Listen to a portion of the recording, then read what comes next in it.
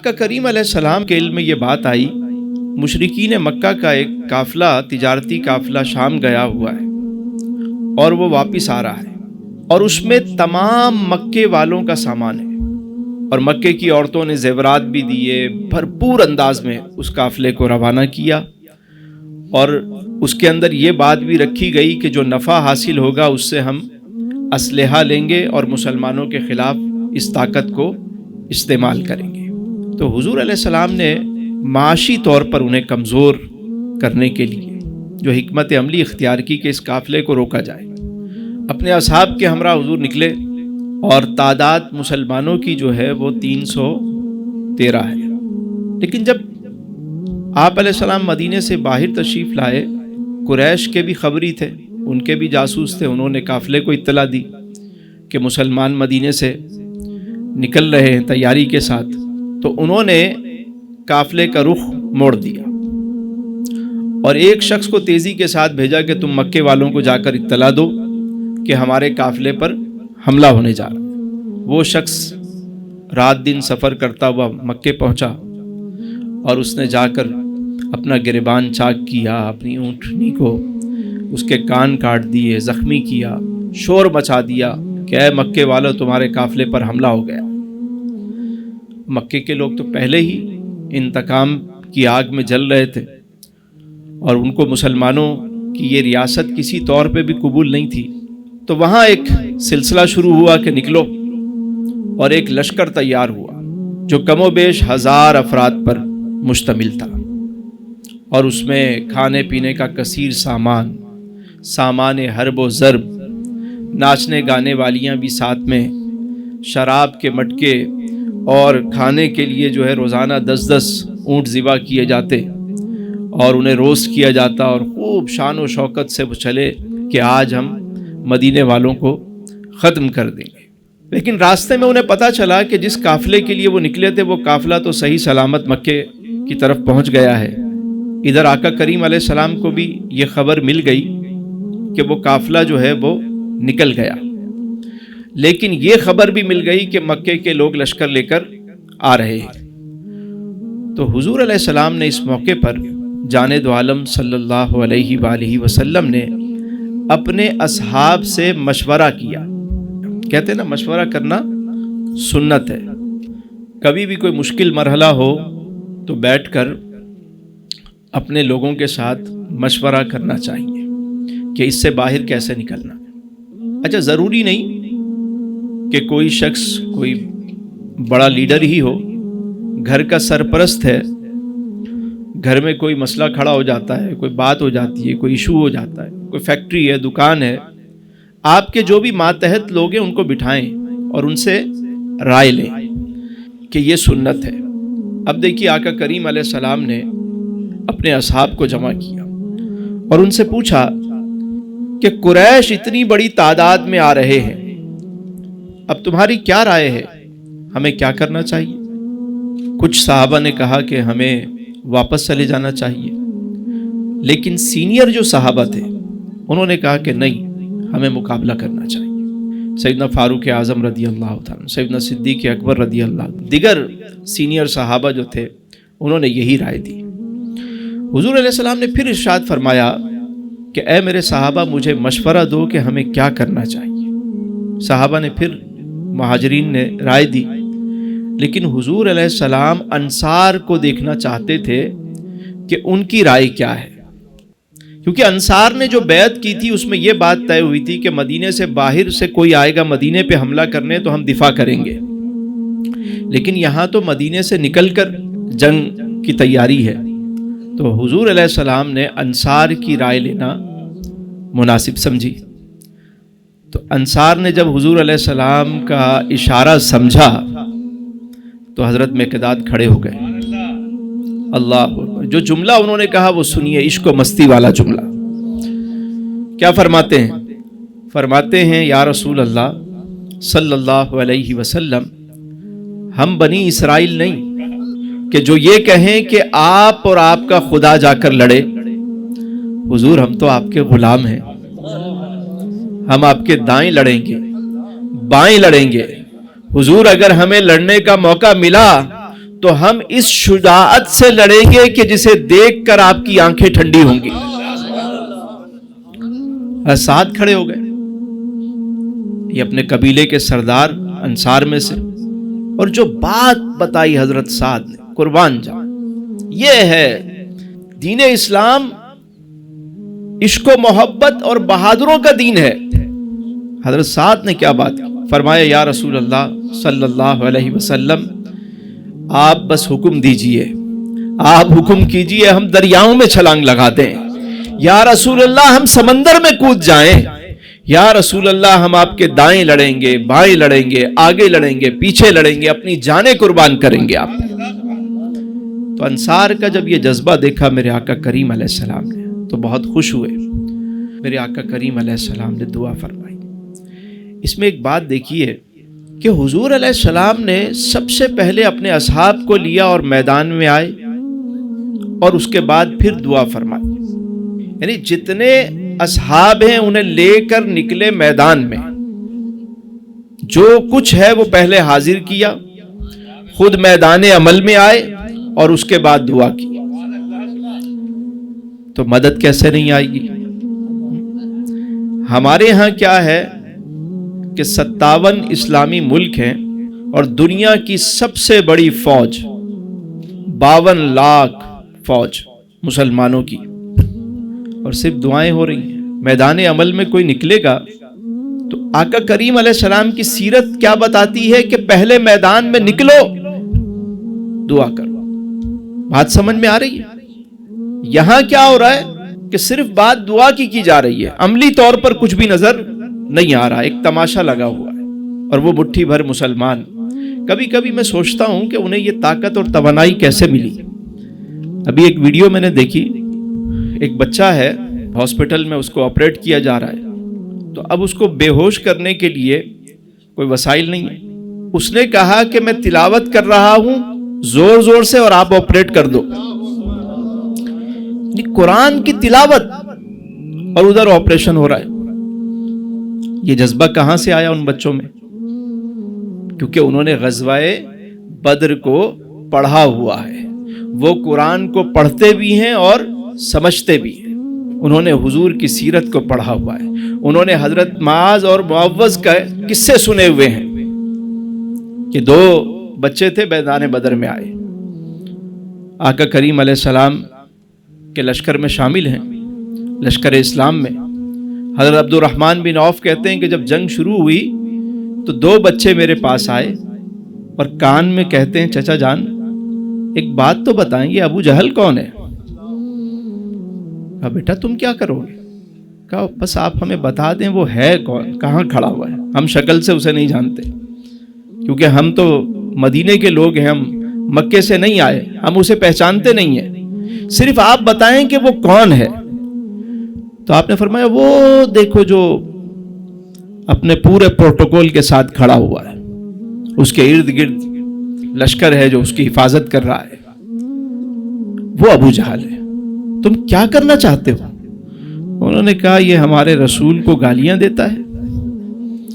بس اتنا سننا تھا کہ وہ سامنے کھڑا ہوا ہے. حضرت عبد الرحمن کہتے ہیں کہ جب میں نے گھوم کے دیکھا تو وہ دونوں بجلی کی سی تیزی کے ساتھ نکلے، اور چونکہ بچے تھے ان کے پاؤں کے نیچے سے گئے اور ابو جہل کا کام انہوں نے تمام کر دیا. اسی لڑائی میں جب یہ دیکھا گیا حضرت معاذ کا جو ہے وہ ایک بازو کٹ کر لٹکنے لگ گیا، تلوار کا وار ہوا تو ایک بازو ان کا کٹ گیا. تو انہوں نے کیا کیا کہ یہ بازو مجھے ڈسٹرب کر رہا ہے، تو انہوں نے پاؤں کے نیچے اپنا بازو رکھا اور اس کو جسم سے جدا کیا اور ایک ہاتھ سے لڑتے رہے. یہ شجاعت انہوں نے کہاں سے سیکھی؟ آج اگر ہم دیکھتے ہیں کہ فلسطین کے بچے جس بہادری سے لڑتے ہیں، انہوں نے یہ جذبہ اصحاب بدر سے سیکھا. ان کی موٹیویشن وہاں پر ہے. حضرت عمیر بن ابی وقاص جنگ میں شریک ہے. حضور علیہ السلام نے بچوں کو واپس بھیجنا چاہا تو انہوں نے کیا کیا، پنجوں کے بل کھڑے ہو رہے ہیں تاکہ ہائٹ ان کی زیادہ لگے. آپ نے فرمایا کہ اسے واپس بھیجو. تو حضرت عمیر بچپن ہے، کہنے لگے زاروں قطار جو ہے وہ دھاڑے مار مار کر رونے لگے کہ حضور مجھے واپس نہ بھیجیے. میں اپنی جان قربان کرنا چاہتا ہوں۔ مسلمانوں کا یہ جذبہ، حضور علیہ السلام نے جب اس کا جذبہ دیکھا تو انہیں اجازت عطا فرمائی اور وہ اس جنگ میں شہید ہوئے۔ حضرت سعد بن ابی وقاص کے چھوٹے بھائی تھے۔ تو آقا کریم علیہ السلام جب اپنے اصحاب کو لے کر اس مقام پر پہنچے کہ جہاں پر پڑاؤ ڈالا گیا، تو حضور علیہ السلام نے ایک جگہ منتخب کی اور اس جگہ پر پانی کے لیے کچھ کنویں تھے۔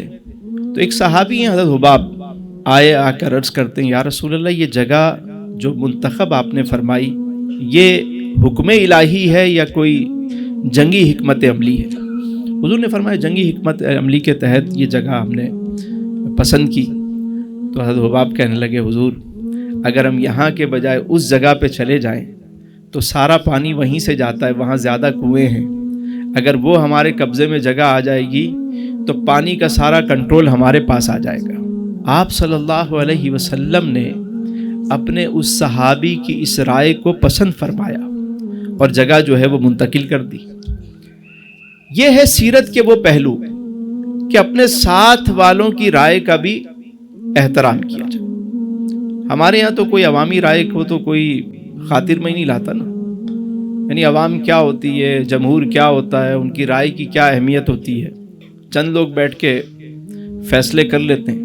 سنت کیا ہے کہ رائے کا احترام کیا جائے۔ اگر کوئی صاحب رائے ہے، کسی شخص نے کوئی اچھی بات کہی ہے تو اس کو اہمیت دی جائے۔ اور دیکھیے گھر میں بھی یہ کام کیا کریں۔ ہم لوگ اس معاملے میں اپنی چلاتے ہیں، جو شخص بھی سربراہ ہے، چاہے وہ گھر کا ہے، فیکٹری کا ہے، ادارے کا ہے، وہ کسی کی رائے کو پسند نہیں کرتا۔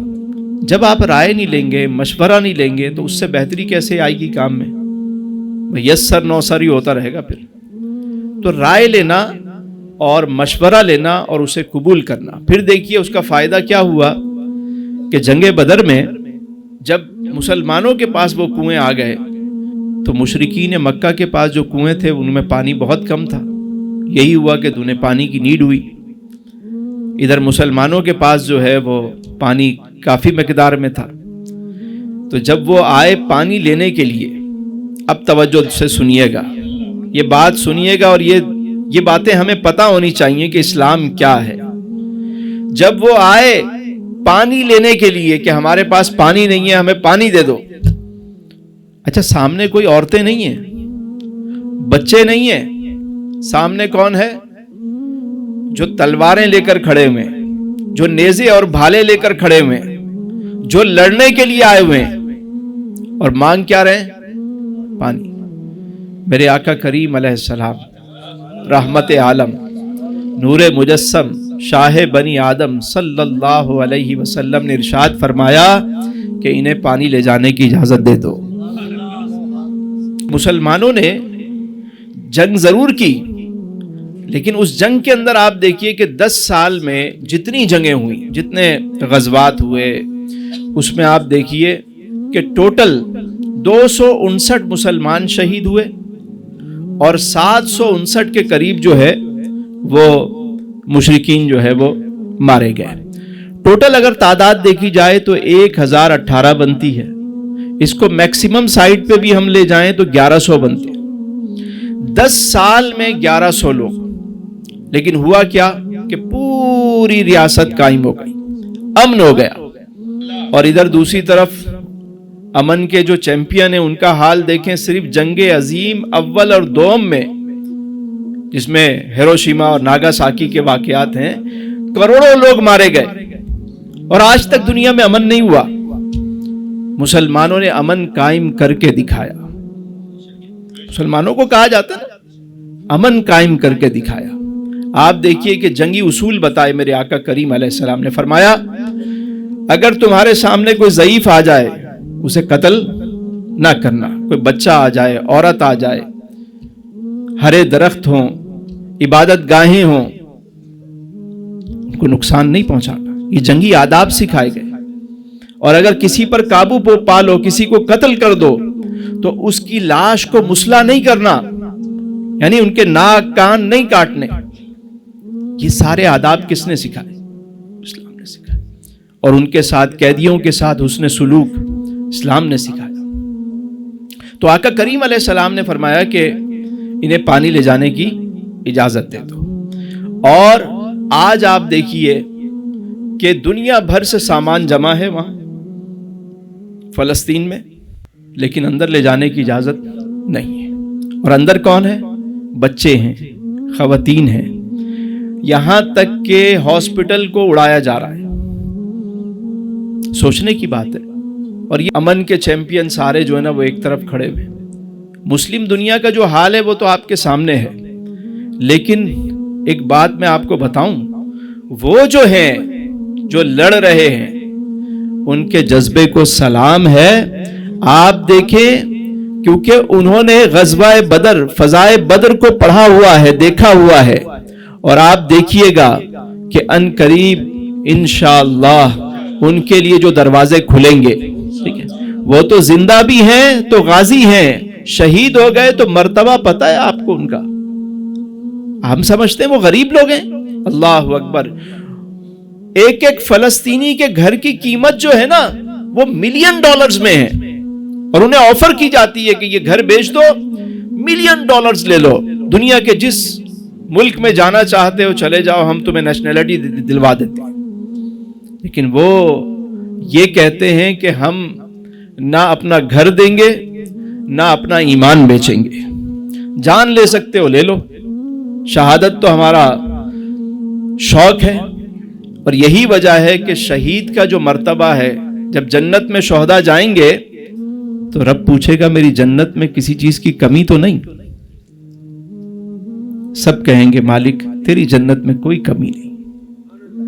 ایک شہید ہوگا جو ہاتھ کھڑا کرے گا، شہداء کہیں گے میرے مالک تیری جنت میں وہ مزہ نہیں جو تیری راہ میں گردن کٹانے میں تھا، میرے مالک تو مجھے واپس دنیا میں بھیج، مجھے پھر زندہ کیا جائے، پھر تیری راہ میں شہید کیا جائے، پھر زندہ کیا جائے، پھر تیری راہ میں شہید کیا جائے۔ وہ تو کامیاب ہو رہے ہیں، ہم سمجھتے ہیں وہ قید میں، وہی تو آزاد ہیں، قید میں تو ہم ہیں، وہی تو آزاد ہیں۔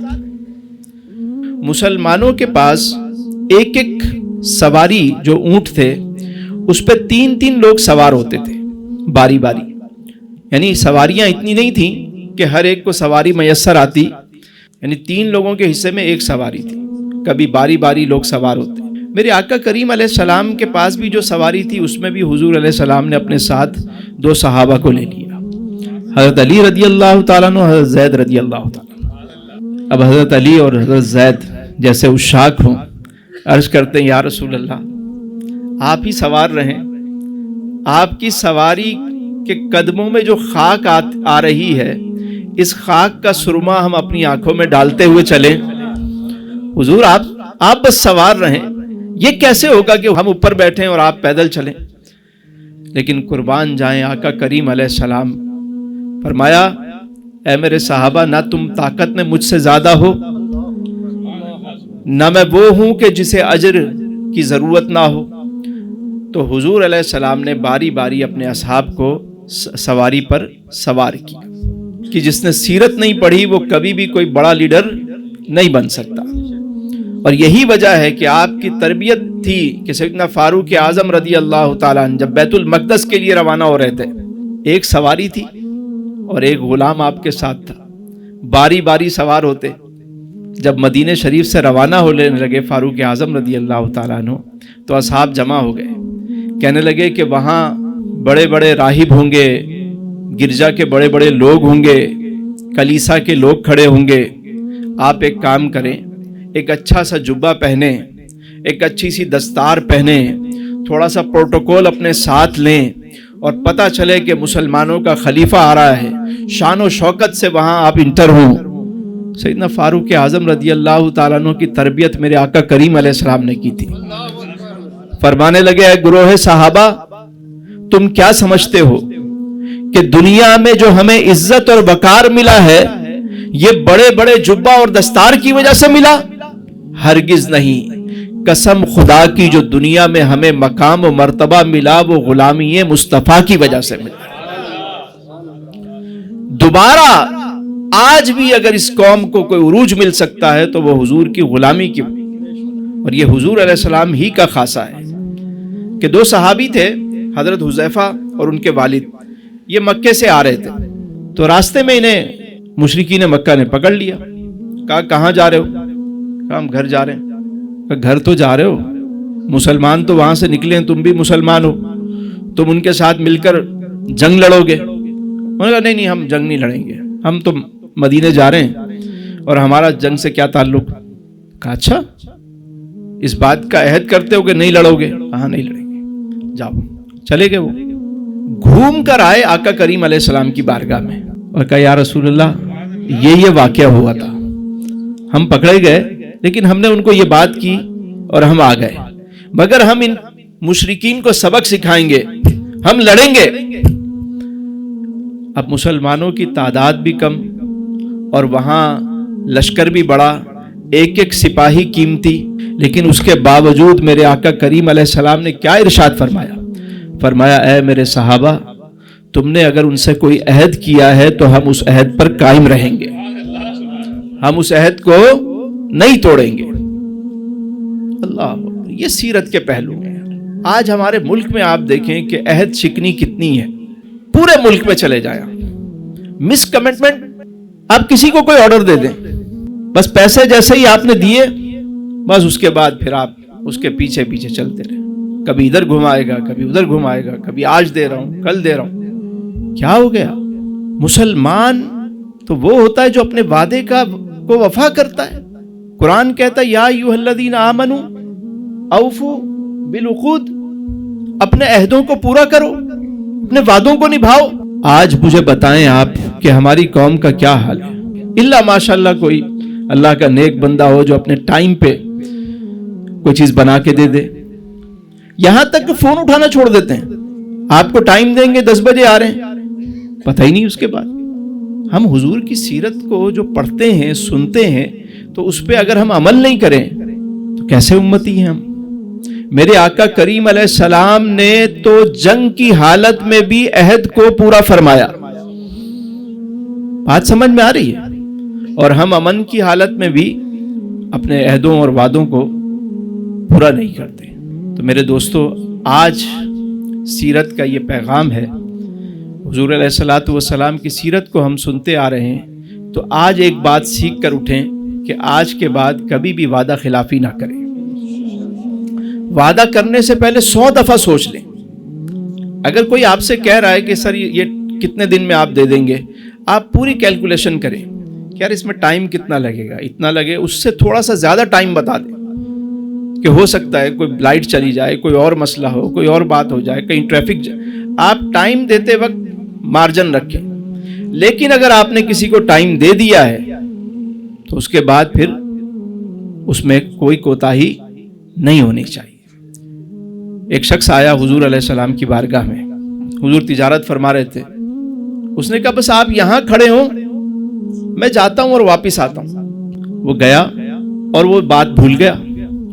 اب کوئی موبائل کا دور تو تھا نہیں کہ رابطہ کیا جاتا، میسج کیا جاتا۔ وہ شخص چلا گیا، اسے یاد نہیں آیا۔ 1 دن گزر گیا، 2 دن گزر گئے، تیسرے دن اس کو یاد آیا، کسی نے بتایا کہ وہاں آقا کریم علیہ السلام تمہارا انتظار کر رہے ہیں۔ یہ اعلان نبوت سے پہلے کی بات ہے، حضور تجارت فرماتے تھے۔ وہ شخص بھاگتا بھاگتا جب آیا تو آقا کریم علیہ السلام کو اسی جگہ پایا۔ حضور نے بس اتنا فرمایا، اے شخص تیری وجہ سے مجھے بہت تکلیف ہوئی۔